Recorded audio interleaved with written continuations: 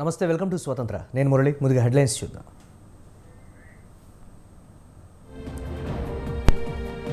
Jharkhand CM Hemant Soren arrest, కొత్త ముఖ్యమంత్రిగా చంపై సోరెన్.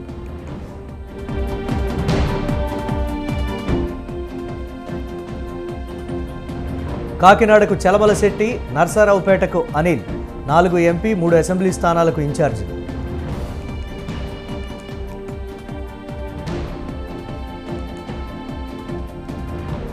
ఏపీలో పాలనా వ్యవస్థల నిర్వీర్యం, జగన్ సర్కార్పై చంద్రబాబు విమర్శలు.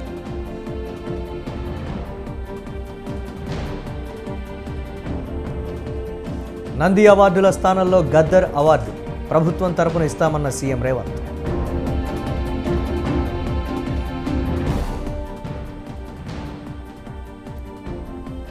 ఎమ్మెల్యేగా రేపు కేసీఆర్ ప్రమాణ స్వీకారం, హాజరు కానున్న బీఆర్ఎస్ ఎమ్మెల్యేలు.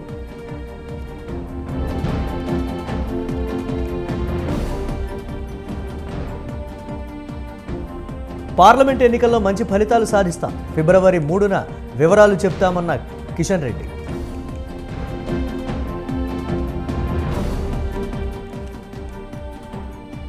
బడ్జెట్కు ముందు భారీ లాభాల్లో మార్కెట్లు, సెన్సెక్స్ 612, నిఫ్టీ 203 పాయింట్ల లాభం.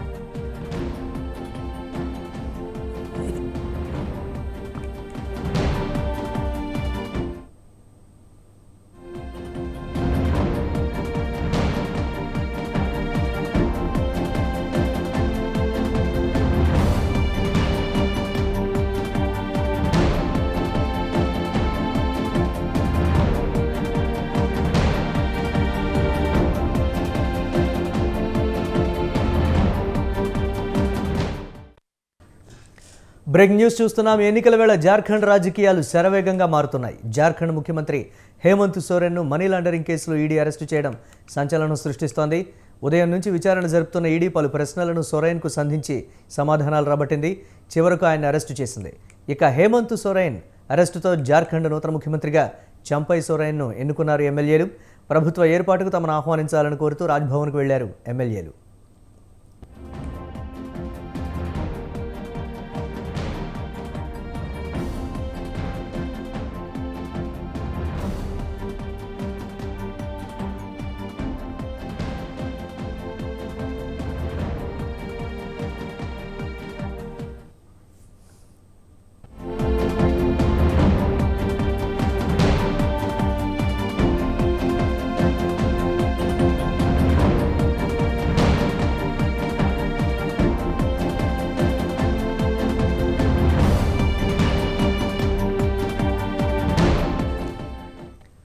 తీవ్ర కసరత్తు తర్వాత అధికార వైసీపీ నియోజకవర్గ ఇన్ఛార్జీల 5వ జాబితాను ప్రకటించింది. సత్యవేడి ఎమ్మెల్యే అభ్యర్థిగా నూకతోటి రాజేష్, అవనిగడ్డ అభ్యర్థిగా సింహాద్రి చంద్రశేఖరరావు, అరకు అభ్యర్థిగా రేగా మత్స్యలింగం పేర్లను మంత్రి బొత్స సత్యనారాయణ ప్రకటించారు. కాకినాడ ఎంపీ అభ్యర్థిగా చలమలశెట్టి సునీల్, మచిలీపట్నం ఎంపీ అభ్యర్థి సింహాద్రి రమేష్ బాబు, నర్సారావుపేట ఎంపీ అభ్యర్థిగా అనిల్ కుమార్ యాదవ్, తిరుపతి ఎంపీ అభ్యర్థిగా గురుమూర్తి పేర్లను ప్రకటించారు.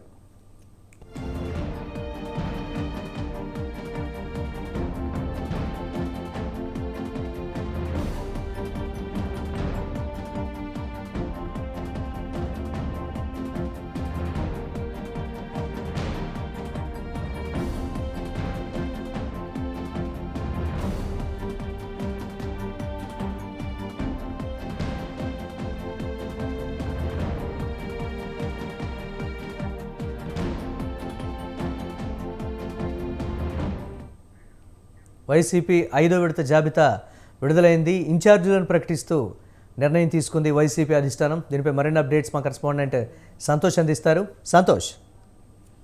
Thank you Murali. ఏదైతే ఆ వైసీపీ అధిష్టానం అయితే కనుక 5వ లిస్ట్ అనేది కూడా ఇప్పుడు విడుదల చేయడం కూడా జరిగింది. ఇప్పటి వరకు చూసుకున్నట్లయితే కనుక మొత్తంగా 75 మంది అభ్యర్థులను అయితే కనుక పూర్తి స్థాయిలో ఖరారు చేసినట్టు కూడా తెలిసింది. ఏదైతే ముఖ్యంగా చూసుకున్నట్లయితే కనుక ప్రస్తుతం 5వ లిస్ట్ లో దాదాపు 4 ఎంపీలతో పాటు 3 అసెంబ్లీ ఇన్ఛార్జీలు అయితే కనుక నియమిస్తూ కూడా ఇటు ప్రకటన విడుదల చేయడం కూడా జరిగింది. ప్రస్తుతం చూసుకున్నట్లయితే కనుక ఇటు ఎంపీలు చూసుకున్నట్లయితే కనుక ఇటు తిరుపతి కావచ్చు, అదేవిధంగా నర్సరావుపేట, మచిలీపట్నం, కాకినాడ ఈ 4 సిటీల్లో కూడా ఇటు పార్లమెంట్ స్థానాల అభ్యర్థులను కూడా ప్రకటించడం కూడా జరిగింది. ముఖ్యంగా ఇటు తిరుపతి ఎంపీ మధ్యల గురుమూర్తితో పాటు అదేవిధంగా నర్సరావుపేట ఎంపీ అనిల్ కుమార్ యాదవ్, ప్రస్తుతం నెల్లూరు రూరల్ ఎమ్మెల్యేగా ఉన్నటువంటి అనిల్ కుమార్ యాదవ్ ని తీసుకొచ్చి ఇప్పుడు ప్రస్తుతం ఎంపీ స్థానంలో అయితే కనుక నిలబెట్టినట్టు కూడా తెలుస్తోంది. ఇంకా అవనిగడ్డ ఎమ్మెల్యే సుమాది రమేష్ ఉన్నారా, రమేష్ ని తీసుకొచ్చి మచిలీపట్నం ఎంపీ పార్లమెంట్ స్థానంలో అయితే నియమించడం కూడా జరుగుతుంది. మరోవైపు కాకినాడ ఎంపీ చలనల్ శెట్టి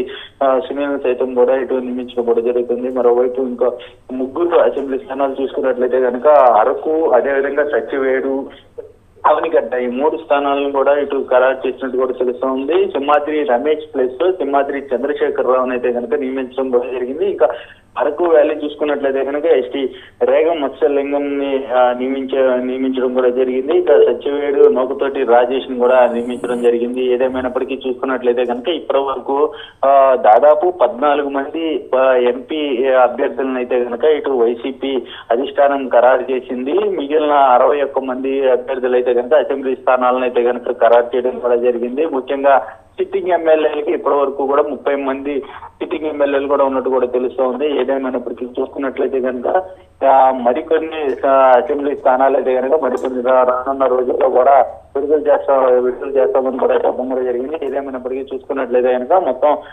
75 మంది అభ్యర్థులు అయితే కనుక ఇప్పటి నుంచి హోరాహోరీగా అయితే కనుక ప్రజల్లోకి వెళ్ళనున్నట్టు కూడా తెలుస్తా ఉంది. Murali, right, thanks for updates Santosh.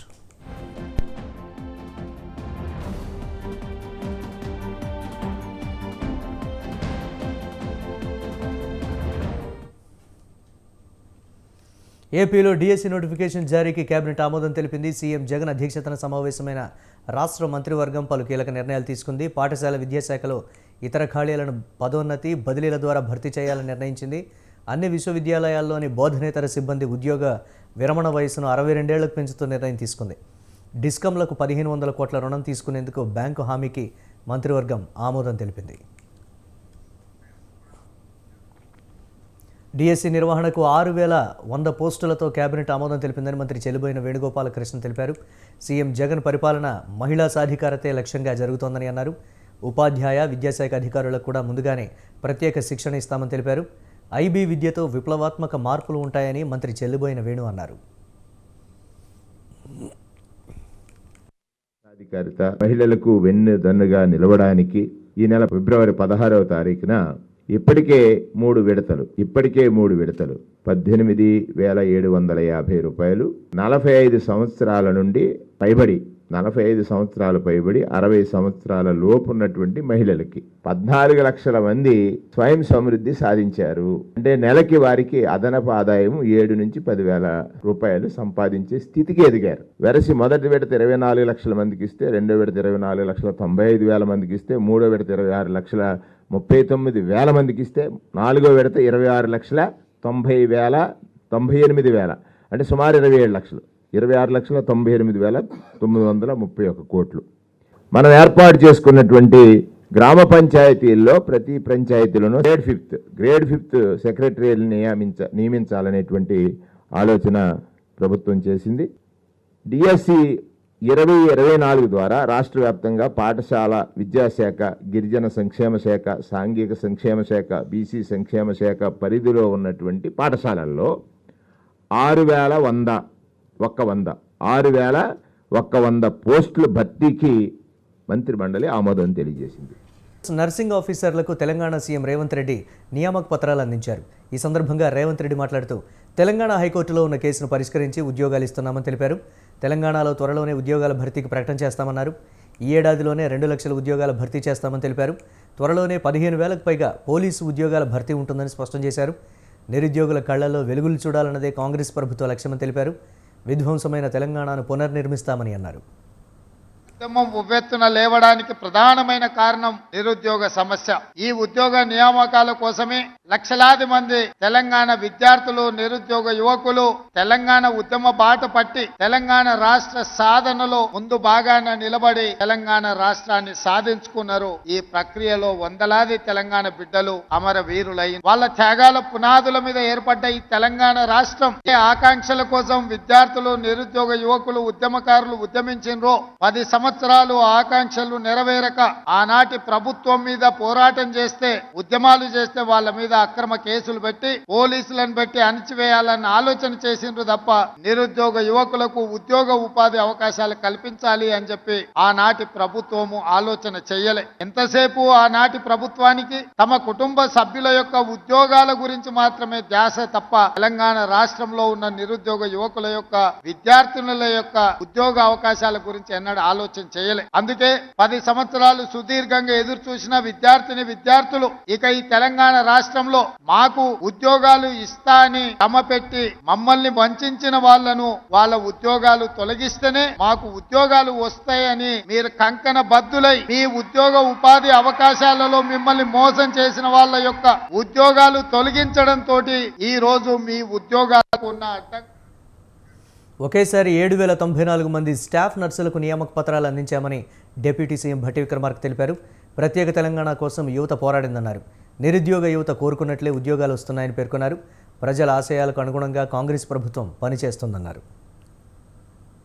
Indiramma రాజ్యంలో మహాలక్ష్ములుగా గుర్తించబడేటువంటి సోదరీమణులకి ఈరోజు దాదాపు 7,000 మంది పైబడి ఇంత పెద్ద ఎత్తున ఒకటేసారి స్టాఫ్ నర్సులుగా నియామక పత్రాలు అందుకోబోతున్నటువంటి సోదరీమణులందరికీ మీ అందరినీ అభినందించడానికి ఇక్కడికి వచ్చేసినటువంటి శ్రేయోభిలాషుల్ని, రాష్ట్ర ప్రభుత్వం ఇచ్చినటువంటి మాటను నిలబెట్టుకుంటూ రాష్ట్ర ప్రభుత్వంలో ఖాళీగా ఉన్నటువంటి ఉద్యోగాల్ని వెంటనే భర్తీ చేస్తామని చెప్పినటువంటి మాటని రావాలి. నేను ప్రత్యేకంగా ధన్యవాదాలు తెలియజేస్తూ అందరి కళలు నిజం చేయటం కోసం ఇంత పెద్ద ఎత్తున ఒకటేసారి దాదాపు 7,000 మంది స్టాఫ్ నర్సులకి ఒకటేసారి ఇంత పెద్ద ఎత్తున ఒక దగ్గర చేర్చి ఉద్యోగాలు ఇవ్వటం అనేది నిజంగా చాలా సంతోషకరమైనటువంటి రోజు. తెచ్చుకున్న రాష్ట్రానికి సార్థకమవుతున్నటువంటి రోజుగా నేను భావిస్తూ ఇంత మంచి కార్యక్రమాన్ని ఇచ్చిన మాటను నిలబెట్టుకుంటూ ఏర్పాటు చేసినటువంటి ముఖ్యమంత్రి గారిని కూడా నేను ప్రత్యేకంగా అభినందిస్తా ఉన్నాను. ఇంకా ఇందిరమ్మ రాజ్యంలో మహాలక్ష్ములుగా అర్హులైన ప్రతి ఒక్కరికి ప్రభుత్వ ఫలాలు అందించే బాధ్యతను ప్రభుత్వ అధికారులు తీసుకోవాలని రెవెన్యూ మంత్రి పొంగులేటి శ్రీనివాసరెడ్డి సూచించారు. ఏళ్లుగా పెండింగ్లో ఉన్న సమస్యలను కూడా వీలైనంత త్వరగా పరిష్కరించి ప్రజలకు న్యాయం చేస్తామన్నారు. ఖమ్మంలోని పలు డివిజన్లలో మంత్రి శ్రీనివాసరెడ్డి ఆకస్మికంగా తనిఖీ చేశారు. మున్సిపల్ కమిషనర్ ఆదర్శ్ సురభితో కలిసి బైక్పై తిరిగి స్థానిక పరిస్థితులను పరిశీలించారు. ప్రజలు చెప్పిన సమస్యలకు వెంటనే పరిష్కారం చూపించాలని సంబంధిత అధికారులను పొంగులేటి ఆదేశించారు. ఇందిరమ్మ రాజ్యం వచ్చిన తర్వాత తెలంగాణ రాష్ట్రంలో ఇందిరమ్మ రాజ్యం వస్తే ఏది కావాలని కోరుకుంటుంది వస్తుందని ఆశించిన ప్రజల కోసం, ముఖ్యంగా నా పాలేరు నియోజకవర్గ ప్రజల కోసం ఈరోజు మార్నింగ్ వాక్లో భాగంగా ఖమ్మం కార్పొరేషన్లోని 3 డివిజన్లు ఈ పాలేరు నియోజకవర్గంలో ఉంటాయి. విస్తృతంగా పర్యటించడం జరిగింది అధికారులతో పాటు కలిసి. గత ప్రభుత్వంలో నిర్లక్ష్యానికి ఏదైతే గురయ్యారో, గత ప్రభుత్వంలో హామీలు ఇచ్చి ఆ హామీలని హామీలాగానే ఉంచారో, గత ప్రభుత్వంలో పేదవాడి కష్టాలని పట్టించుకోకుండా వదిలేశారో, ఆ ఘోష, ఆ ఆవేదన రూట్ లెవెల్లోకి వెళ్ళినప్పుడు ఈరోజు ప్రజలు చెప్పుకోవటం జరుగుతుంది. తప్పకుండా ఏవైతే ఈ ప్రభుత్వం చిత్తశుద్ధితో అభయస్థంలోని 6 గ్యారంటీలని చేస్తామని చెప్పామో, ఈ ప్రజలు అడిగేవి కూడా ఈ 6 గ్యారంటీల్లోనే ఉన్నాయి.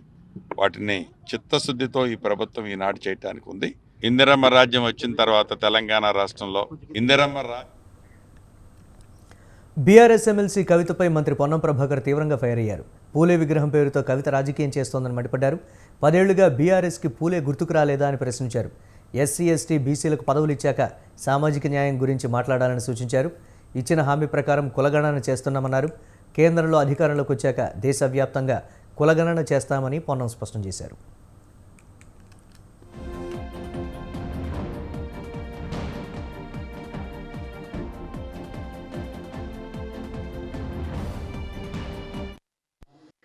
చట్టపరంగా ఏ విధంగా ఈ యొక్క బిల్లు ఈ శాసనసభ సమావేశం లోపల బీసీ జనగణనకు సంబంధించి చట్టపరంగా ఎటువంటి ఇబ్బందులు లేకుండా నిబద్ధతతోటి రాజకీయ సామాజిక ఆర్థిక అన్ని రకాలుగా బీసీ జనాభాకు లాభమయ్యే విధంగా ఈ దేశానికి మార్గదర్శకత ఉండే విధంగా ఈ బీసీ జనగణన తెలంగాణ ప్రభుత్వం చేపట్టబోతుందని చెప్పడానికి, ఎటువంటి ఇబ్బందులు లేకుండా ఉండడానికి కొరకు రిటైర్డ్ ఐఏఎస్ ఐపీఎస్ బలహీన వర్గాలకు సంబంధించిన వాళ్ళ సలహాలు కానీ, న్యాయపరమైనటువంటి సలహా సూచనలు కావచ్చు, రిటైర్డ్ జడ్జిలకు సంబంధించి కావచ్చు, లేదా ప్రొఫెసర్స్ రిటైర్డ్ ప్రొఫెసర్ అందరినీ కూడా సలహాలు తీసుకునే కార్యక్రమం కొనసాగబోతోంది 2-3 రోజులు అసెంబ్లీ కంటే ముందే.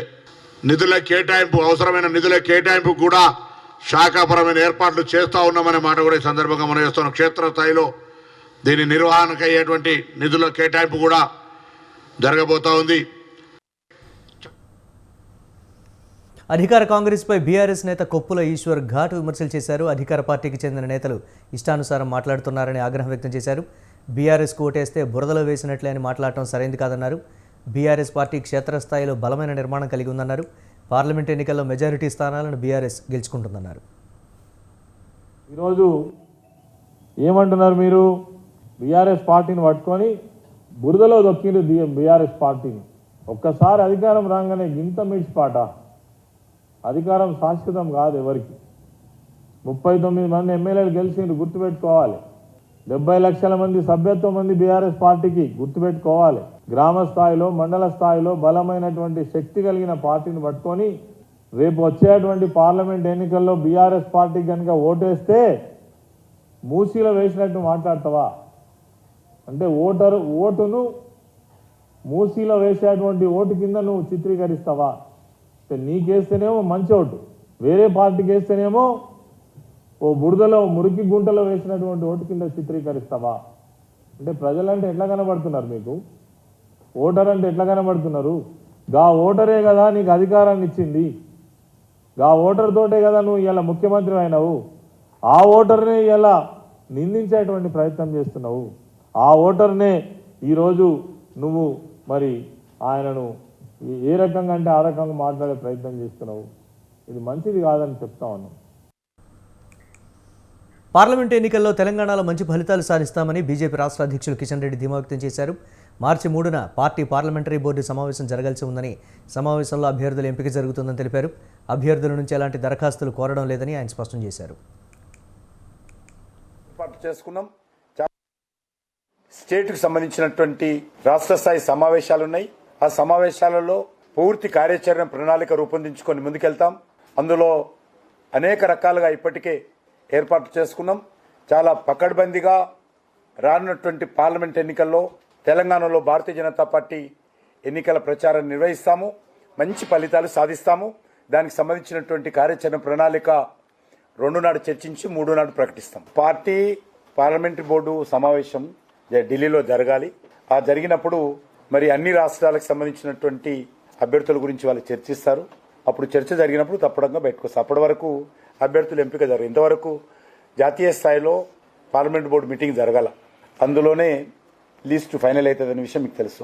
నేను దరఖాస్తులు ఎవరిని అడగడం లేదు. మేము పార్టీ నిర్ణయించడానికి జాతీయ స్థాయిలో ఏ రకమైనటువంటి దరఖాస్తులు అడగవలసిన అవసరం లేదని చెప్పి పార్టీ నిర్ణయం తీసుకుంది.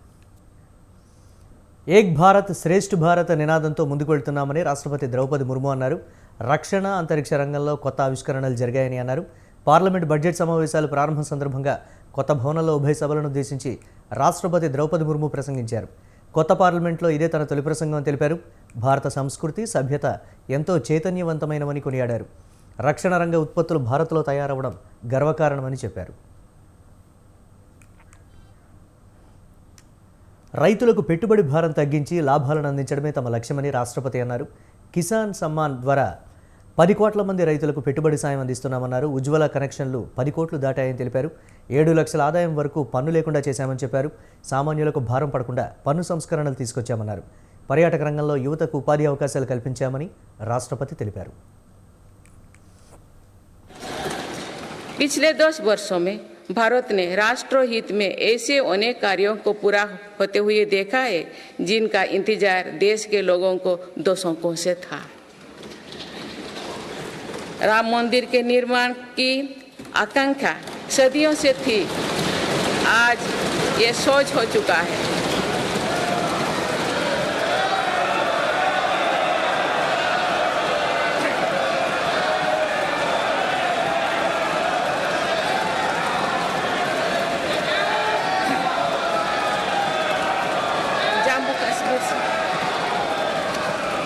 जम्मू कश्मीर से आर्टिकल 370 हटाने को लेकर शंकाएं थी, आज वो इतिहास हो चुकी है।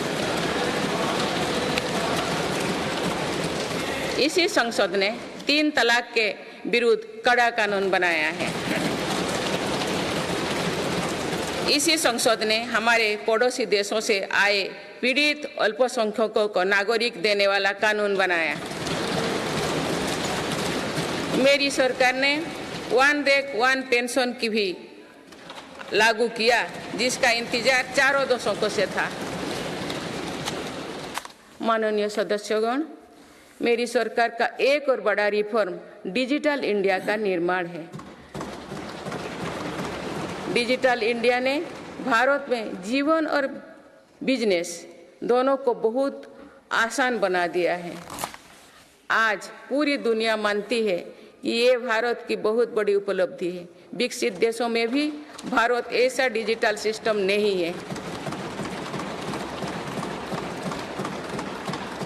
गांव में भी सामान्य खरीद बिक्री डिजिटल तरीके से होगी, ये कुछ लोगों की कल्पना से भी परे था।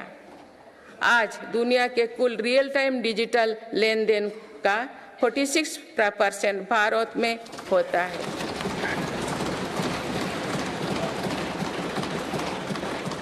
पिछले महीने यूपीआई से रिकॉर्ड 1200 करोड़ ट्रांजैक्शन हुई है। इसके तहत 18 लाख करोड़ रुपया का रिकॉर्ड लेन देन हुआ है। दुनिया के दूसरे देश भी आज यूपीआई से ट्रांजैक्शन की सुविधा दे रही है। डिजिटल इंडिया के कारण बैंकिंग आसान हुई है और लेन देन भी सरल।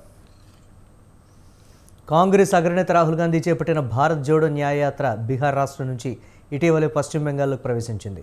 మాల్దాకు చేరుకున్న యాత్రలో భద్రతా లోపం కొట్టొచ్చినట్లుగా కనిపించింది. అయితే ర్యాలీ సందర్భంగా కొందరు దుండగులు రాహుల్ గాంధీ కారుపైకి దాడికి తెగబడి అద్దాలు పూర్తిగా ధ్వంసం చేశారు. ఈ క్రమంలో అక్కడున్న కాంగ్రెస్ నాయకులు కార్యకర్తలు ఒక్కసారిగా భయాందోళనకు గురయ్యారు. రాహుల్ వ్యక్తిగత సిబ్బంది తేరుకునేలోపే దాడి జరిగిందని స్థానికులు వెల్లడించారు.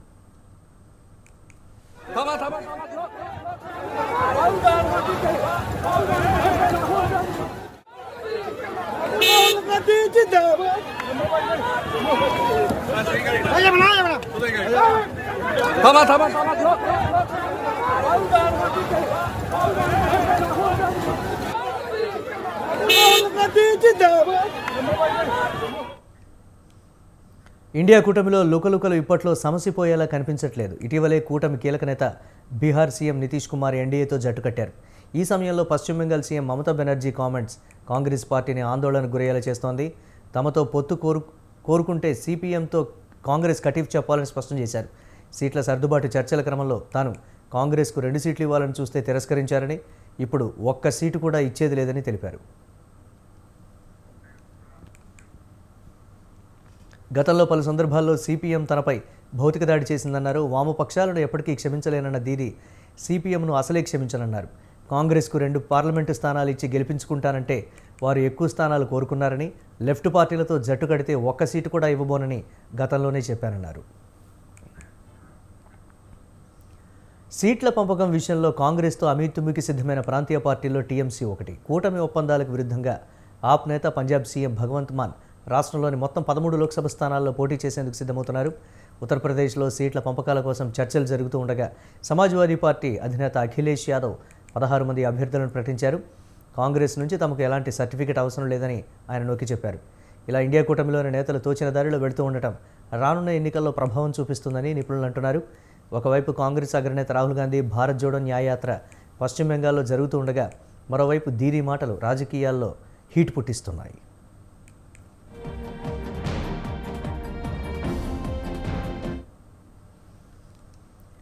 దేశీయ స్టాక్ మార్కెట్ సూచీలు భారీ లాభాల్లో ముగిశాయి. సెన్సెక్స్ ఉదయం 71,073 పాయింట్ల వద్ద నష్టాల్లో మొదలైంది, తర్వాత కాసేపటికే లాభాల్లోకి వెళ్ళింది.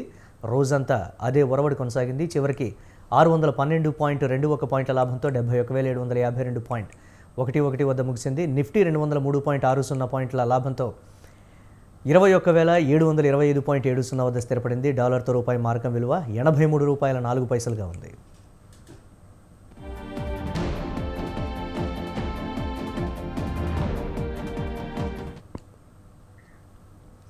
ఇవి ఇప్పటి వరకున్న అప్డేట్స్. కీప్ వాచింగ్ స్వతంత్ర.